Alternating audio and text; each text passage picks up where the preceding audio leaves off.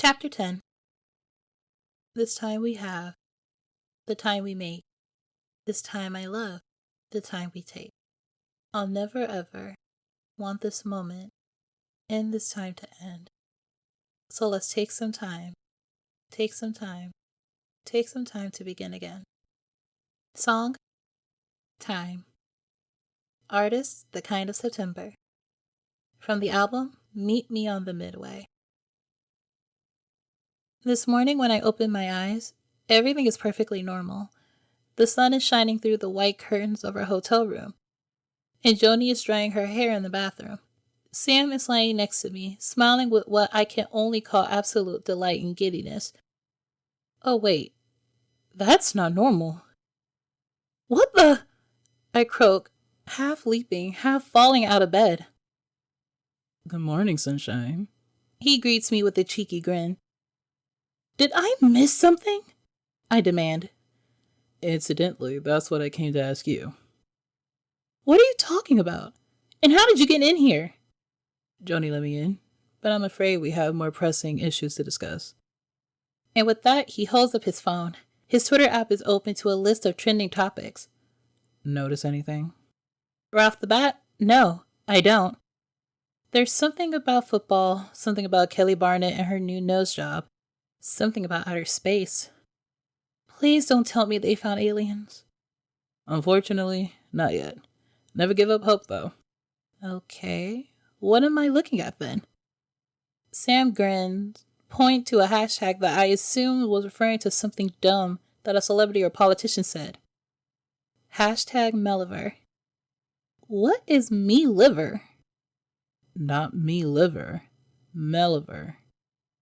And what does that... Oh God. I know exactly what it means. I've learned that sometimes in the world of pop culture, fans like to make up what they like to call ships. When you ship someone with another person, it means that you want those two people to be together romantically. For example, I totally ship myself and Sam. When these ship names come into existence, some fans take it upon themselves to create ship names. These names usually come about by combining the couple's names. For example, Corey and Tara are Tari. Sam and I might be something like Sammel or maybe Melissam. And Oliver and I would be Melliver. People all over the world think that Oliver and I are dating. There are even pictures of us looking really intimate in a corner last night to support this newly bred gossip. That's it. My life is over. How did this happen? I ask, my voice about 10 times higher than usual. Take a wild guess. Sam remarks. Of course. Why did I even have to ask? The only person who could possibly have posted these pictures, the only one seeking attention, the only one who doesn't know any of us well enough to know that we just don't do this kind of thing to one another is Tara. What did she say? She posted the pictures on all her social media accounts with the caption, "Hot new couple alert." Why would she do this? What is she trying to accomplish? And why do you think this is so funny? I demanded because Sam will not stop giggling. Seriously, I have never seen him this tickled.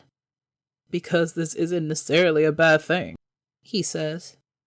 What, are you insane? Yes, this is a bad thing. This is a very bad thing. No, it's not. You know why? Because this isn't a big deal. Most people know Tara's the one who started, which means they're not going to believe it. Okay, that's a little bit true, but a lot of people totally believe it. Surprisingly enough, however, a lot of people seem sort of okay with it. OMG, Mel and Oliver are so cute. Hashtag Melliver forever. Mel seems so down to earth. I hope she and Oliver are happy together. Oliver is dating Mel Parker? I never pictured them together. But now that they are, I think they're so perfect. Hashtag Melliver. Some are actually defending us, which would be really awesome, if we were actually a couple. Look, TKOS personal lives are just that. Personal. Hashtag mind your own business. Mel is a good friend of hashtag TKOS. And if she makes Oliver happy, then that's all that matters. On the flip side, others are getting a bit defensive and even a little threatening. Guys, this is just a rumor. Oliver recently said in an interview that he is single. I don't think I believe this hashtag Melliver stuff. Melissa Parker is their friend. I really don't think she's romantically into any of them. Then there are ones who speak the truth. The ones who, like Sam said, seem to see right through Tara's twisted intentions. I can't believe anyone believes in hashtag Melliver.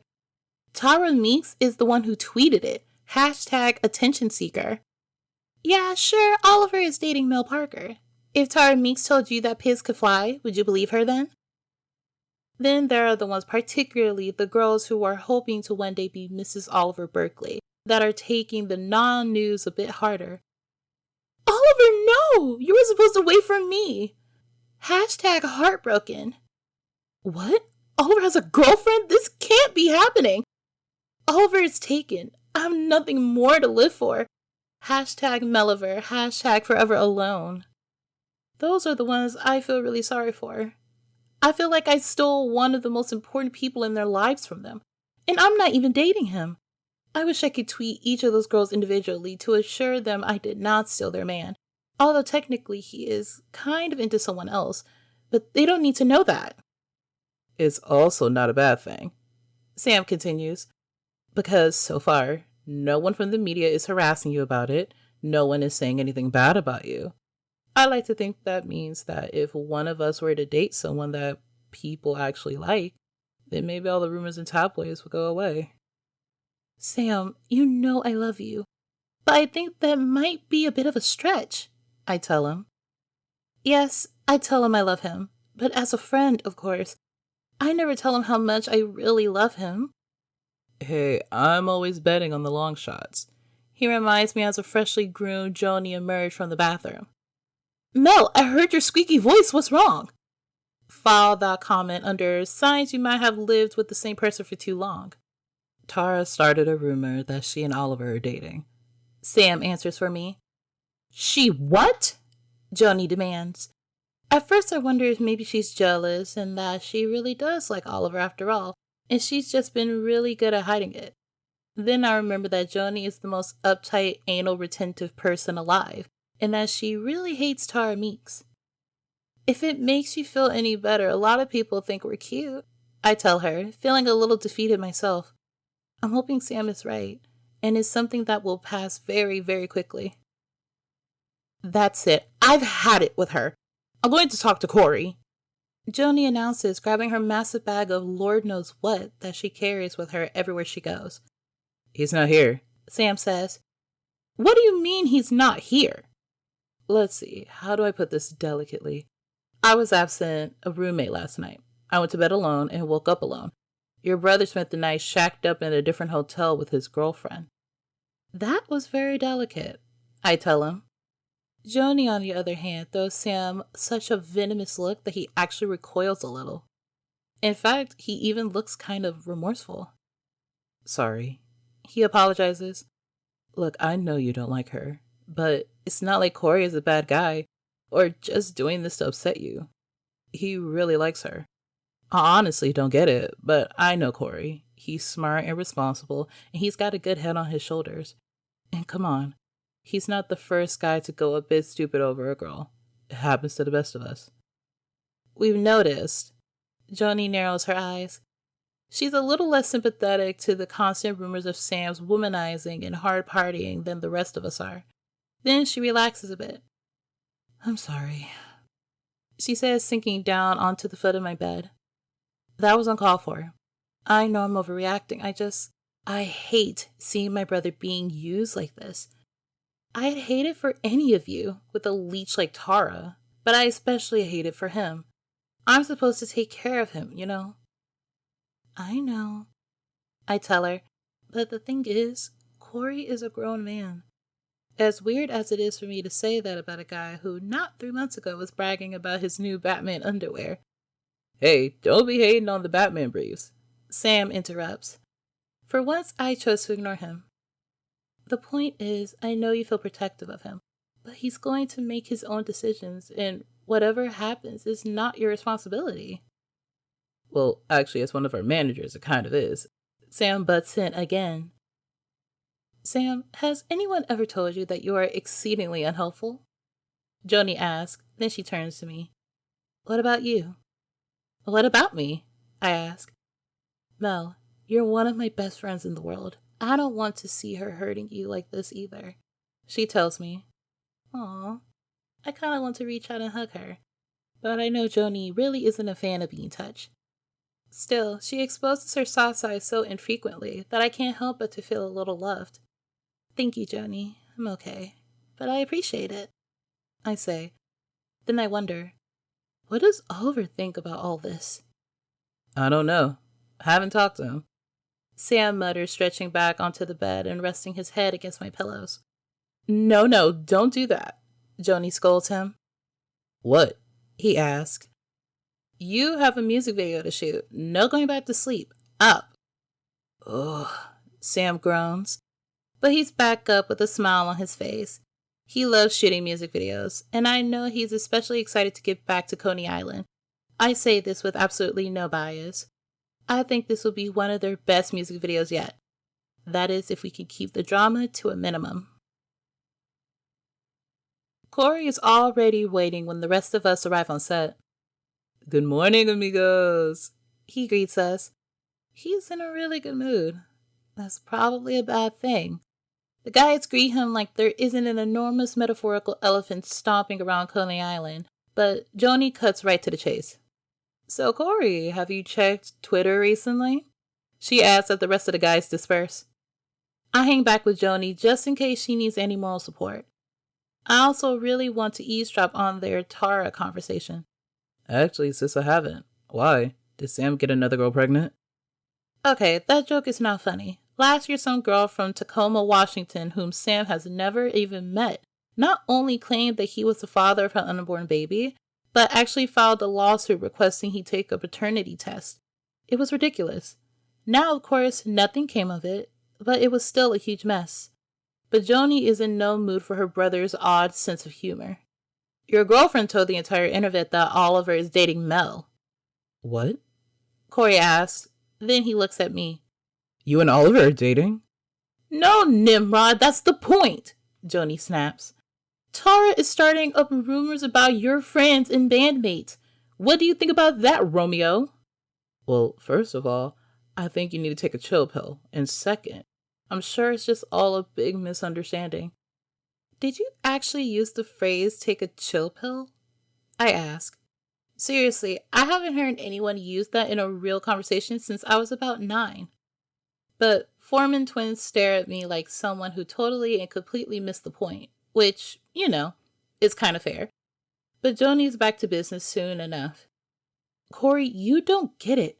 This is your career. There isn't even room for little misunderstandings, let alone big ones. Okay, fine. I'll have a talk with her. Corey agrees. No, I don't think that's a good idea. This girl has got you blinded. She's stirring up unnecessary drama behind your back and you don't even realize it. You know, Joni, you have been bitter and cynical about this relationship since day one. And you know why I think that is? I think you're jealous. Excuse me? Joni demands. It's a good thing looks can't actually kill because Corey would be flatlining right now. Yeah, you don't like it that I'm with someone and you're not. But you know what? You've brought that upon yourself. And what does that mean? You know exactly what it means.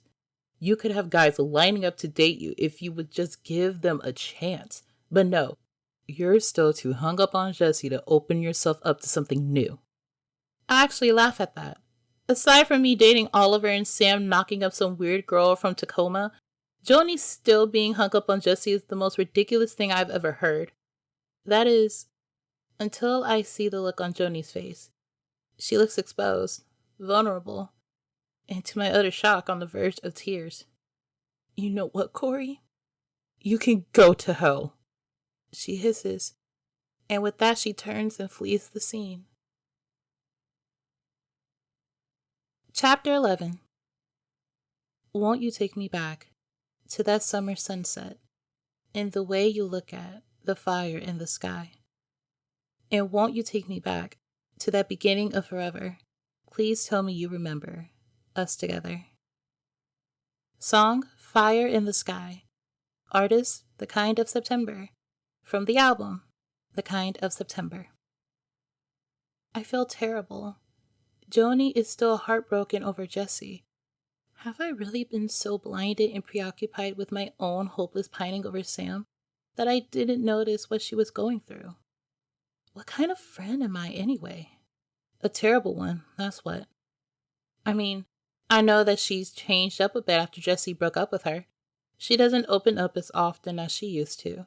She also doesn't laugh as much as she used to. She's a lot more guarded now. Maybe that was intentional. Maybe she didn't want any of us to know how much the breakup with Jesse actually affected her. And that's why she became so strict and serious. Or maybe it's a type of defense mechanism. If she doesn't let anyone in, then she won't get hurt again. There's only one way to find out for sure. I find her sitting by herself next to the carousel, which the guys will be filming on sometime later today. She's going over notes on her iPad, but she seems distracted. She's so lost in thought. In fact, that she doesn't even notice me until I call her name. She looks up, clearly startled. When she realizes it's only me, she looks relieved, but still slightly embarrassed. "Oh, hey," she greets me. "Just going over the schedule for the day." "Are you okay?" I ask her. "Oh yeah, I'm fine.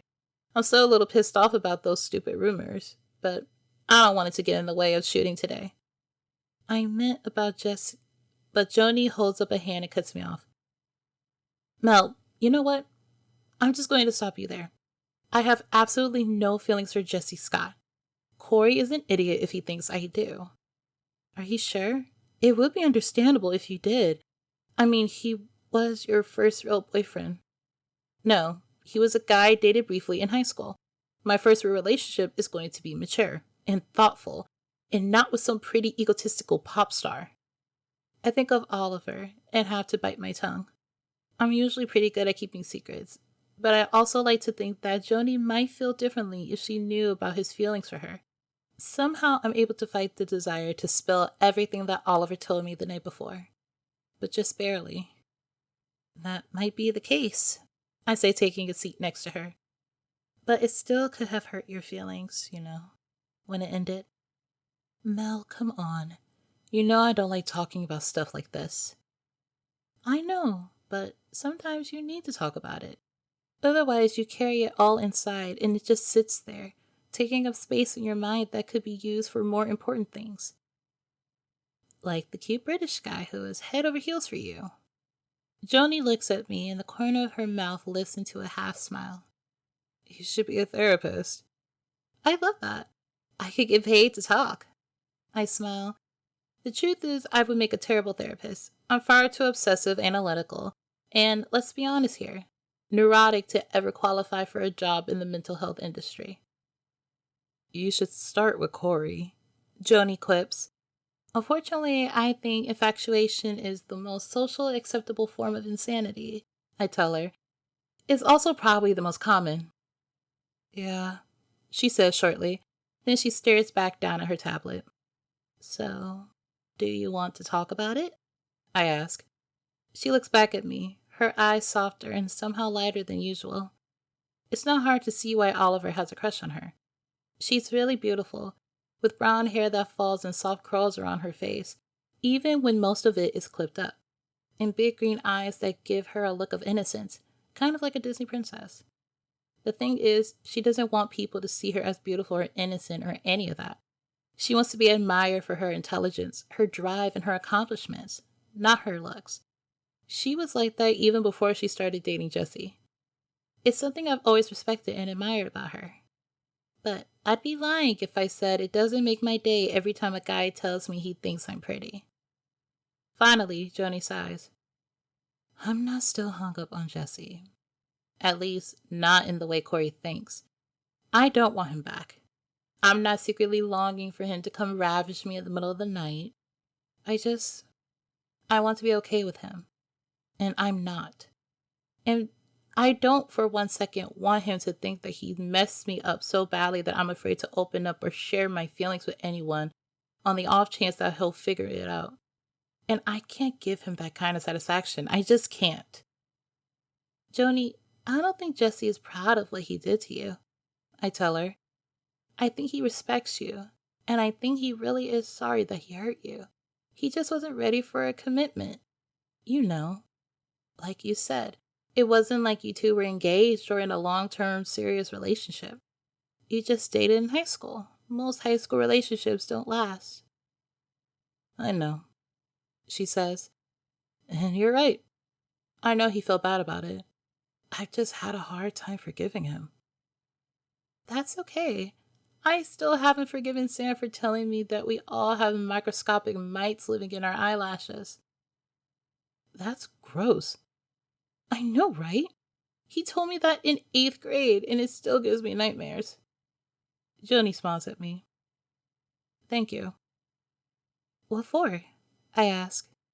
For being a good friend. Then she gathers up her iPad and her bag and stands up. Come on, let's go shoot a music video. I don't actually get a chance to talk to Oliver about our newfound relationship until we break for lunch. Even then, it's not much of a real conversation because we're surrounded by his bandmates, who all find the situation totally hilarious. Josh, especially. I wish you two had told us you wanted to be alone. We would have reserved you your own private room. He snickers. Oh, will you please shut it? Oliver snaps.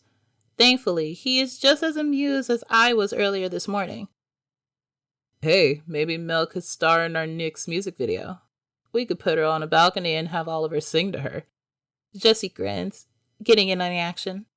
Sometimes he tries so hard to be funny, he's just not.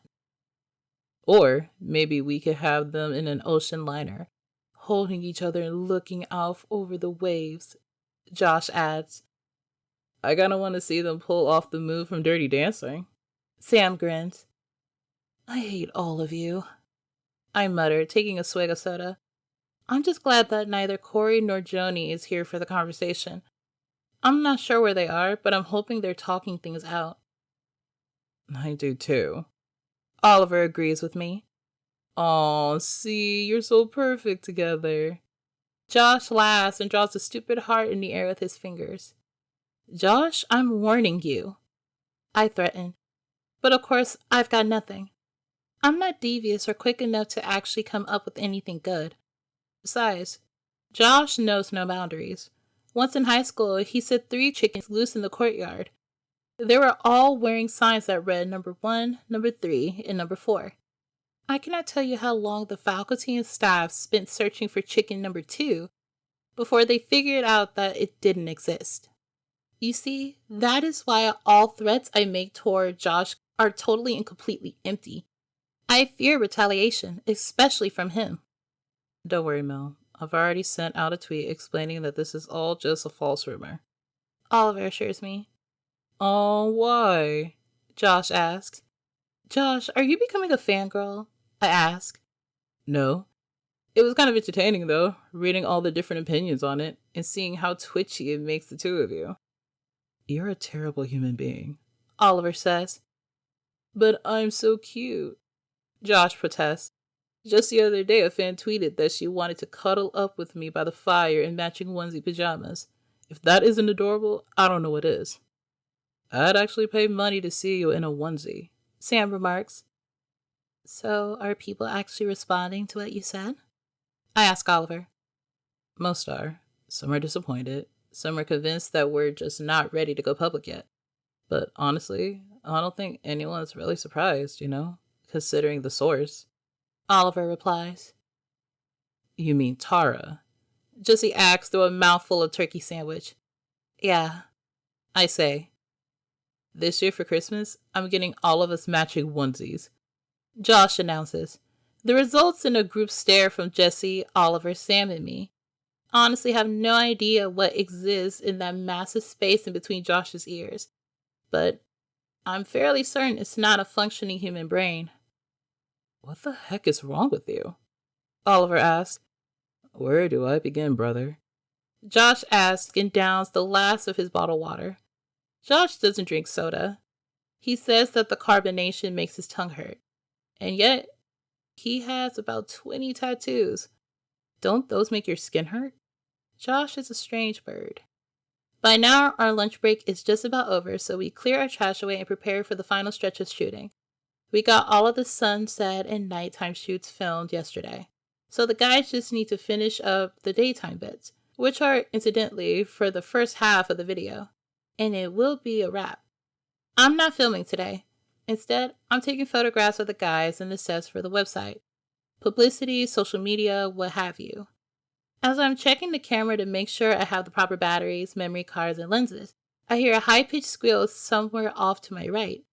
I glance up and am horrified to see Corey spinning a delighted Tara Meeks around in his arms. She's laughing and shrieking about something that will probably ruin my day, but I try to ignore her and go back to my equipment check. It's rather difficult to ignore someone, however, when they're suddenly hovering over your shoulder. "Melinda, hi," she greets me. Well, at least Melinda is closer to Melissa than Meredith or Joni. We are making progress, it seems. Listen, Corey told me you were a little upset this morning about what I tweeted, and I just wanted you to know that I'm sorry. I didn't mean to step on any toes. Usually, I'm the kind of person who shrugs things off without much fuss. No harm done. Water under the bridge. Oh, I know you didn't mean any harm. That sort of thing. So it's pretty uncharacteristic of me to respond with, Tara, you didn't step on my toes. You told a flat-out lie about me to the entire world. Her big mascaraed eyes whitened. This was clearly not the reply she was expecting. That's a little harsh, don't you think? I mean, what was I supposed to think? You and Oliver look awfully cozy last night, huddled together in that corner. You also saw me curled up in a blanket with Sam last week, but I didn't see any new hot couple alerts then. I reminded her. Well, he's Sam. I mean, come on. If he wasn't interested in Courtney, he's definitely not going to be interested in you. I don't know what's more offensive, the idea that I'm not good enough for Sam, or what she seems to be insinuating about Oliver. What, Sam can afford to be picky but Oliver can't? Oliver has about 1/5 of the world's young female population falling at his feet. I swear everything about this girl makes me want to slap her. Wow, I finally say. You know, Tara, you really are something. Tell me, are you always this bitchy? Or is this something you say for your boyfriend's coworkers? Oh my God. What have I done? I've never said anything like that in my life. I'm supposed to be the nice one, the good girl who never gets in trouble. I don't pick fights, and I definitely don't stand up to queen bees like Tara Meeks. My mouth is doing that thing where it totally bypasses my brain and says whatever the heck it wants. Oh, this is so not the time or place for this. What did you just say to me? Tara hisses. I'm not going to lie, I'm terrified. But somehow I manage to stand my ground. Look, I don't know you, and you clearly don't care about knowing me, or else you'd at least make a tiny effort to remember my name. But you seem really clueless to me, especially when it comes to treating Corey, his friends, and most importantly, his fans with respect. Tara looks flabbergasted, if not utterly dumbfounded. I cannot believe I actually came over here to apologize to you, she sneers.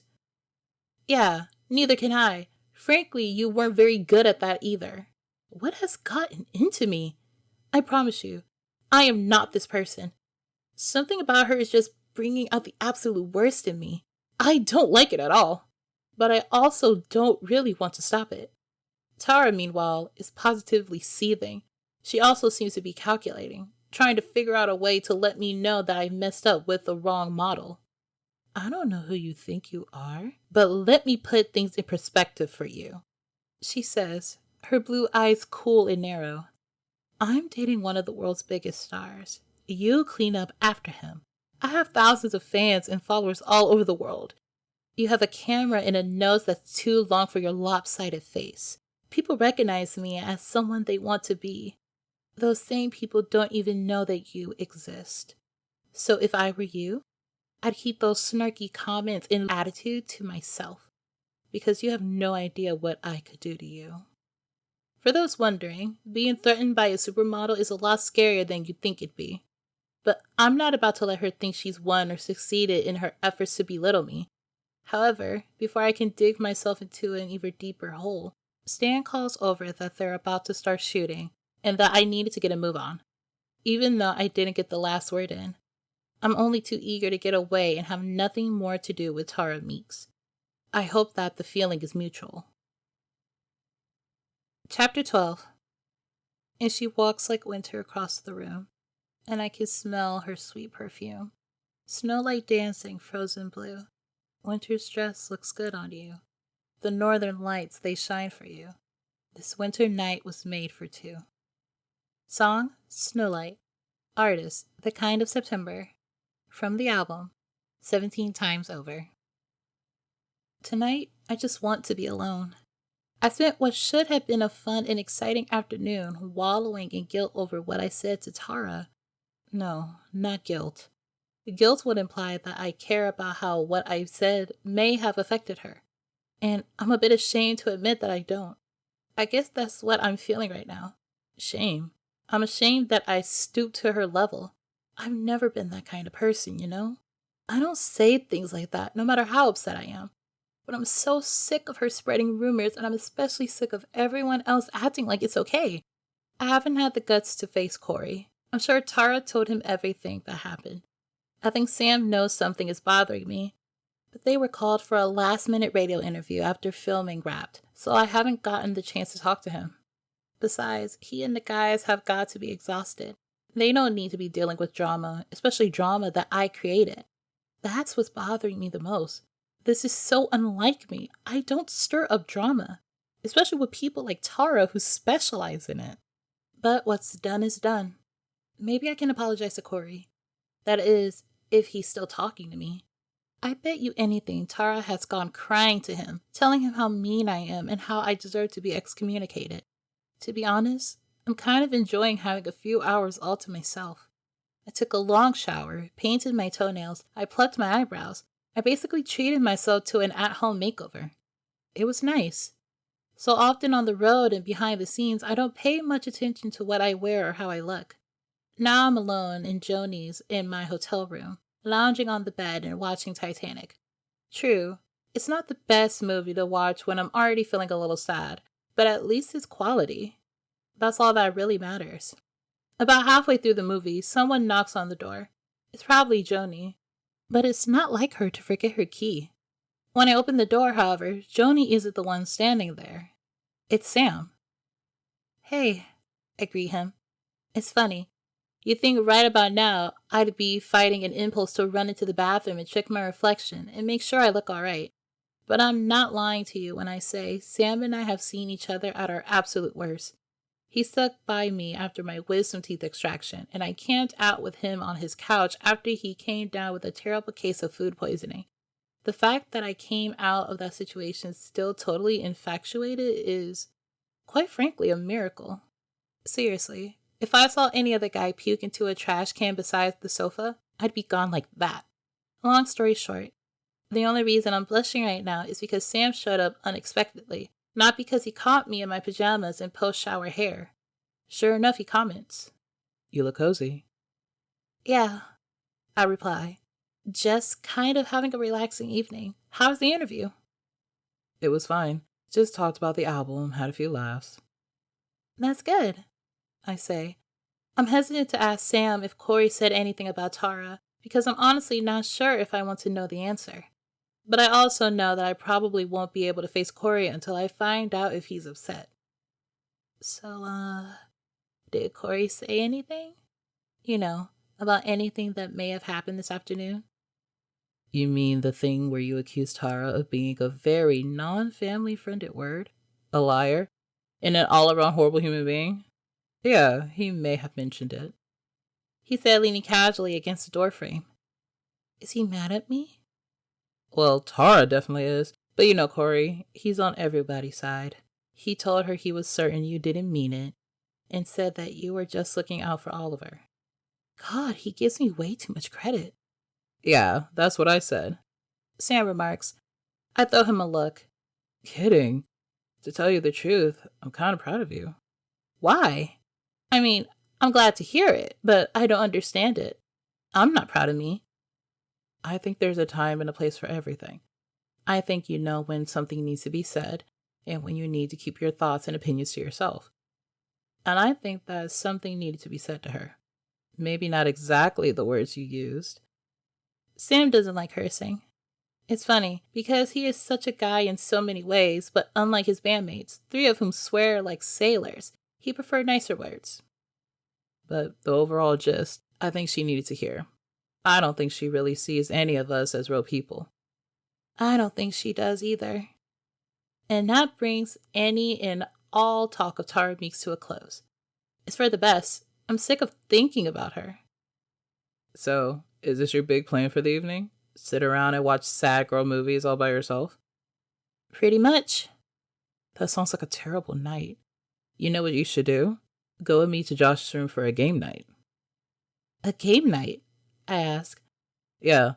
On our way back from the interview, a few fans approached us and gave Josh all these games, like Twister and Monopoly, so he and Jesse and Oliver decided to host an impromptu game night. Like more fun than watching what might actually be the most depressing movie in history. I have to admit, he's got a point. Though Titanic is far from the most depressing movie in history. I don't think I can, I admit. Perfect, let's go. Here's the thing about the kind of September. If you hang out with them on a regular basis, there's a good chance you will end up in a photograph, a tweet, a TikTok, or a YouTube video. Sometimes all of the above. It's not a bad thing. The guys really love their fans, and they want to share as much of their lives with them as possible without getting too personal. That, and they just really love performing for the camera, even when the camera happens to be a smartphone. The point is, I am not all that surprised when I find Jesse filming Josh, Joni, and Corey engrossed in an intense game of Candyland while Oliver giggles over their shoulders. If that wasn't funny enough, Josh is wearing a red Solo cup as a hat. I'm tempted to ask, but I'm actually pretty sure I don't want to know. Sam, on the other hand, looks highly offended and asks, What the heck is this? You're playing Candyland without me? Sorry, bro, we couldn't resist. Josh replies without tearing his eyes away from the board. If it makes you feel better, we haven't played Pretty Pretty Princess yet. Jesse assures him, reaching up to twirl a lock of Sam's blonde hair. Sam swats him away but laughs nevertheless. Dibs on the pink jewelry, Josh announces. I can't tell whether he's kidding or not. They actually have quite the impressive collection of games going. Operation, Boggle, Sorry, Clue, Twister, and Monopoly are all in a pile in the middle of the room. So a fan just walked up to you and gave you all of these games? I ask. Yep, Josh replies. Why? She said that I once tweeted that I got bored during long bus rides, so she just went out and bought all these games for us. Wow, how sweet of her. I remember when the guys first started out. They didn't know how to feel about all the gifts that fans showered them with. Granted, some of them were pretty strange. For example, one girl gave Sam a t-shirt with a photoshopped picture of them two getting married. I'm not kidding. Sam, though, was very gracious and did an excellent job of acting like he wasn't completely creeped out. His art also wildly inappropriate. I don't really want to go into that, but every time one of the guys receives a gift or a tribute that crosses a line, they go out their way to remind young girls to respect their bodies and themselves. That's probably something I love most about them. They really care about their fans, and they don't want to see them disregarding themselves or feeling pressured to look or dress or act a certain way. For all of those reasons, and the fact that they're just good old-fashioned fun, these board games are probably the best gift the guys have ever received. I hope you gave her something in return, Joni says to Josh. I gave her a hug, he says. Not an autograph or a free CD? If possible, Joni is even more about fan appreciation than the guys are. But for the guys, it's because they genuinely appreciate the fans. With Joni, it's more about image. Right now, she's probably imagining headlines about how rude and unappreciative Josh is towards fans who gives him gifts. Josh, on the other hand, is unconcerned. She just said she wanted a hug. I'll admit, Josh does give pretty good hugs. I feel like there are stereotypes in every boy band. If that is, in fact, the case, then Josh is definitely the cute one. He knows it too. He thinks he could get away with anything with a smile and a cuddle. Unfortunately for us, he usually can. So, Mel, the interviewer today was pretty disappointed to hear that you and Oliver broke up. Jesse informs me. Seriously? Do we have to keep bringing this up? Can't it just go away? Oh, for the love of... We were never even together! I reminded them. By the way, Mel, you should know that Tara is really sorry. Corey tells me. Maybe the two of you could talk, sort this thing out. Oh, Corey. There are so many things I want to say to you right now. Beginning with, your girlfriend is an evil banshee. And ending with, you are so sweet but naive to think that she actually cares about mending fences with me. Instead of all that, I say, maybe we can. I don't like having to lie to keep the peace, but I am glad that Corey isn't angry with me. He's one of my best friends. The guys are so busy and off with so many people in so many places at so many different times that sometimes it can be easy to forget how much they all really mean to me. That's why nights together like this are so important. All right, I'm going to set up Twister, Sam announces. Who's in? Me! I exclaim. Twister with Sam? As if I'm going to pass up that opportunity. I'll play. Oliver agrees. I'm going to whoop all of you so hard you're going to have nightmares about it. Josh announces, thus effectively ending the game of Candyland. This I've got to see. Jesse announces, phone in hand and ready to record. Within just a few turns, my right hand is on blue, my left foot is on green, and I'm quickly discovering that I'm not nearly as flexible as I was in my youth. Okay, I'm still pretty young, but 20-year-olds are a lot less limber than most of the kids who play this game. It doesn't make me feel better. However, to see that Sam, Oliver, and Josh are, if possible, even less flexible than I am, which is kind of surprising considering how much dancing and jumping around the stage that they do. Ow, there goes my back. Josh groans. I thought you were going to whoop us all. Sam reminds him with a rather pathetic grimace. I lied. I can't believe people actually enjoy this game. Oliver adds. I can. It's because even though my arms are about to give out and I'm pretty sure I pulled a muscle in my leg, my back is also pressed directly against Sam's lean, muscular torso, and his right hand, also on blue, is next to mine. I'm glad I took the time to shower, because I can feel his breath on the back of my neck and behind my ear. Jesse, meanwhile, is snapping pictures of us on his phone. You guys look ridiculous. He laughs. Please don't post those pictures, I beg. Don't worry, I won't. I wouldn't want to compromise your already tarnished reputation, he teases. Oh, shut up. Ow, ow, ow. Okay, I'm done. I give up. Josh announces and collapses right on top of Oliver's leg. Ah! Oliver cries out, toppling onto me and Sam. So much for Twister. Please be careful, Joni tells us. The American Music Awards are in 3 days. I don't want to see any of you limping through your performance. Oh, right. I totally forgot about the American Music Awards. The guys are up for 2 awards, including Artist of the Year, and are performing one of their songs off of the new album. We're all flying to Los Angeles the day after tomorrow. And then the day after the awards, it's right back to New York for the Meet Me on the Midway release celebration, which will be taking place the next day. It's going to be a busy week. Fun, but busy. You know who else is going to be there? Jesse asked with a wicked grin. Chloe Conley. I thought we agreed that we never mention that name again. Josh says loudly. I've told you before that a group of guys can't be as cute and famous as The Kind of September without having to endure the media gossip machine. Basically, if any of them are spotted with a girl, regardless of the circumstances, rumors are going to circulate that the two are dating. Well, last year, the internet took rumors of Josh and a singer named Chloe Conley to the next level. Supposedly, not only were they secretly dating, but he'd been sneaking around with her while he was still dating his former girlfriend. There were even rumors of her visiting his parents and potential elopement talks. All of that from one photograph of their pair dancing at one of the after parties. It was insane. It wasn't until a few months later that Josh found out that her people had started the rumors in order to generate some publicity for her, Josh still hasn't gotten over it. You know what the worst part is? Corey says. Her music isn't even that good. Corey, I think that's the first time I've ever heard you say something that isn't nice about someone. Sam remarks. But it's true. Her voice is so whiny. Corey says. And Josh is the one who made her that way. Jesse laughs. I hate you, you know that? You're actually the worst. Josh says. Look on the positive side.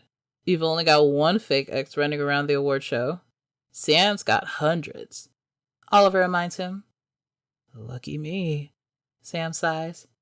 Hey, play your cards right, and you might have another one before the night is over, Jesse tells him. And that's when Sam tackles him to the ground. Josh follows, and I guess just for the heck of it, Corey jumps in too. The only man still standing is Oliver, as the four of them wrestle around on the ground like kids on the playground. Someone is going to lose an eye, he remarks. Or at least a few teeth, I added. Seriously, it's like they don't listen to me at all. Joni huffs and crosses her arms across her chest. I've said it before, and I'll say it again. There is never a dull moment.